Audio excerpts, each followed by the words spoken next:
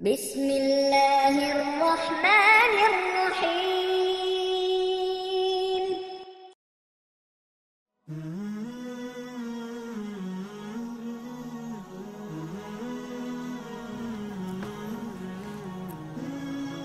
السلام علیکم دوستو، رمضان المبارک کے آخری عشرہ کی ایک اہم خصوصیت اعتکاف ہے۔ آپ صلی اللہ علیہ وآلہ وسلم کا مبارک معمول تھا کہ رمضان المبارک کے آخری عشرہ میں اعتکاف فرمایا کرتے تھے۔ حضرت عمر سے مروی ہے کہ آپ صلی اللہ علیہ وسلم رمضان شریف کے آخری 10 دنوں کا اعتکاف فرماتے تھے۔ صحیح بخاری میں ایک حدیث ہے، حضرت عائشہ فرماتی ہیں کہ نبی صلی اللہ علیہ وآلہ وسلم رمضان کے آخری عشرے کا اعتکاف کرتے رہے، پھر ان کے بعد ان کی ازواج مطہرات نے بھی اعتکاف کیا۔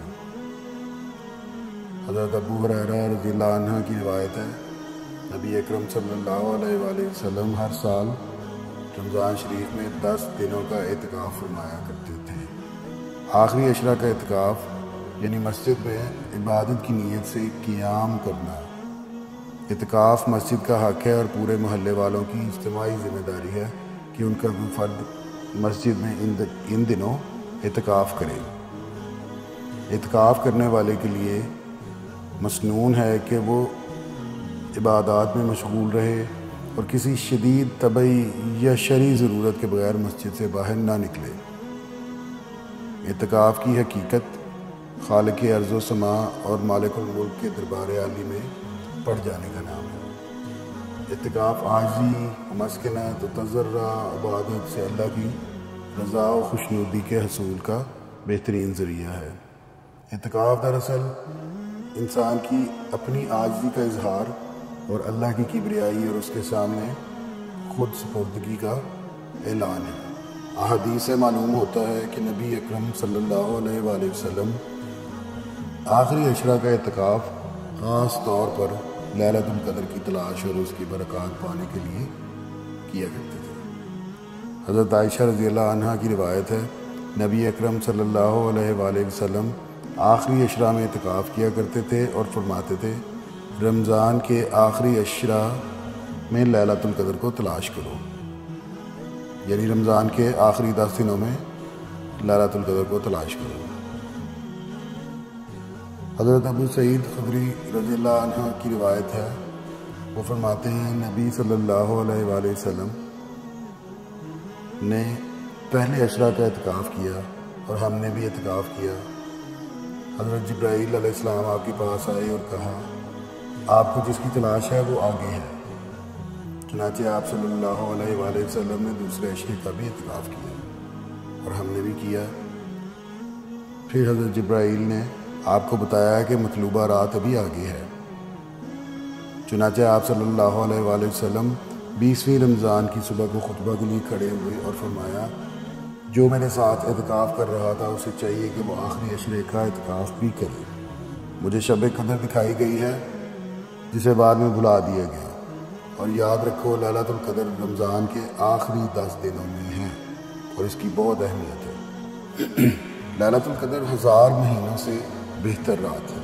رمضان المبارک کے آخری عشرہ کی سب سے اہم فضیلت و خصوصیت یہ ہے کہ اس میں ایک ایسی رات پائی جاتی ہے جو 1000 مہینوں سے بھی زیادہ افضل ہے، اور اسی رات کو قرآن مجید جیسا انمول تحفہ دنیا انسانیت کو ملا۔ اللہ سبحانہ و تعالیٰ نے اس رات کی فضیلت میں پوری سورت نازل فرمائی ہے۔ ارشاد ہوا، ہم نے قرآن کریم کو شب قدر میں نازل کیا ہے، اور آپ کو کیا معلوم کہ شب قدر کیا ہے؟ شب قدر 1000 مہینوں سے بھی بہتر ہے۔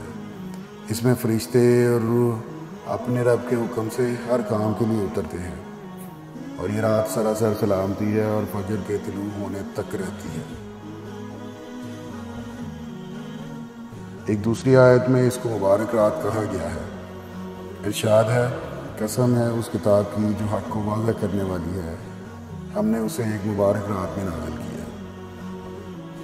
چنانچہ شب قدری کی عبادت کا ثواب 1000 مہینوں کی عبادت سے زیادہ ہے۔ نیز اسی رات اللہ تعالیٰ نے قرآن مجید کو یکبار کی لوح محفوظ سے آسمان دنیا پر نازل اور پھر اس کے بعد نبوت کی 23 سالہ مدت میں حسب ضرورت نبی اکرم صلی اللہ علیہ وآلہ وسلم پر نازل ہوتا رہا۔ انہی آیات سے یہ بھی معلوم ہوتا ہے کہ اس رات کو ملائکہ کا نزول ہوتا ہے اور اللہ تعالیٰ سال بھر کے تقدیر کے فیصلے فرشتوں کے حوالے فرما دیتے ہیں تاکہ وہ اپنے اپنے وقت پر ان کی تکمیل کرتے رہیں۔ اس رات میں فرشتوں کا نزول بھی رحمت و برکت کا سبب ہوتا ہے۔ لیلۃ القدر کا مطلب ہے قدر اور تعظیم والی رات، یعنی ان خصوصیتوں اور فضیلتوں کی بنیاد پر یہ قدر والی رات ہے، یا پھر یہ معنی ہے کہ جو بھی اس رات بیدار ہو کر عبادت کرے گا وہ عظیم الشان قدر پائے گا۔ تو اللہ تعالیٰ نے اس رات کی جلالت و منزلت اور مقام و مرتبہ کی بنیاد پر اس کا نام لیلۃ القدر رکھا، کیونکہ اللہ تعالیٰ کے ہاں اس رات کی بہت قدر و منزلت ہے۔ شب قدر کی فضیلت بے شمار آیات و احادیث سے ثابت ہے۔ حضرت ابو ہریرہ رضی اللہ عنہ بیان کرتے ہیں، نبی اکرم صلی اللہ علیہ وآلہ وسلم نے فرمایا، جو شخص شب قدر کو ایمان اور اجر و ثواب کی نیت سے عبادت کرے اس کے سارے پچھلے گناہ معاف کر دیے جاتے ہیں۔ حضرت انس بن مالک کی روایت ہے، رسول اللہ صلی اللہ علیہ وآلہ وسلم نے فرمایا، یہ مہینہ تم کو ملا ہے، اس میں ایک رات ہے جو 1000 مہینوں سے بہتر ہے۔ جو اس سے محروم رہا گویا وہ تمام خیر سے محروم رہا، اور اس کی خیر و برکت سے کوئی محروم ہی بہرا رہ سکتا ہے۔ مسلمانوں کو ترغیب و تاکید ہے کہ وہ اس رات کو اللہ تعالیٰ کی عبادت کرے، رات کو دعا و عبادت اور ذکر و تلاوت میں گزارے۔ نبی اکرم صلی اللہ علیہ وآلہ وسلم اسی مبارک رات کی تلاش کے لیے اعتکاف فرماتے تھے، اور رمضان کے آخری عشرہ میں پوری رات عبادت میں مشغول رہتے تھے۔ نبی اکرم صلی اللہ علیہ وسلم کی ذات گرامی سید الرسول اور محبوب رب العالمین تھی۔ وہ اللہ کے نزدیک مقبول اور بخشائے تھے، لیکن پھر بھی اللہ کی رضا کی تلاش میں آپ اتنی جد و جہد فرماتے تھے کہ آپ صلی اللہ علیہ وسلم کی ذات گرامی ہمارے لیے اسوہ و نمونہ ہے۔ اللہ تعالیٰ کی رحمت و مغفرت کے ہم سب بہت محتاج ہیں، لہٰذا ہمیں اس رات کی جستجو اور تلاش کرنی چاہیے۔ آخری عشرہ کی راتوں کو ذکر و عبادت میں گزارنا چاہیے۔ اس رات کو رمضان اور خاص کر اس کے آخری عشرہ میں تلاش کرنا مستحب ہے۔ حضرت عائشہ رضی اللہ عنہ کی روایت ہے کہ نبی اکرم صلی اللہ علیہ وآلہ وسلم رمضان کے آخری 10 دنوں کا اعتکاف فرماتے تھے، اور فرماتے تھے کہ شب قدر کو رمضان کے آخری 10 دنوں میں تلاش کرو۔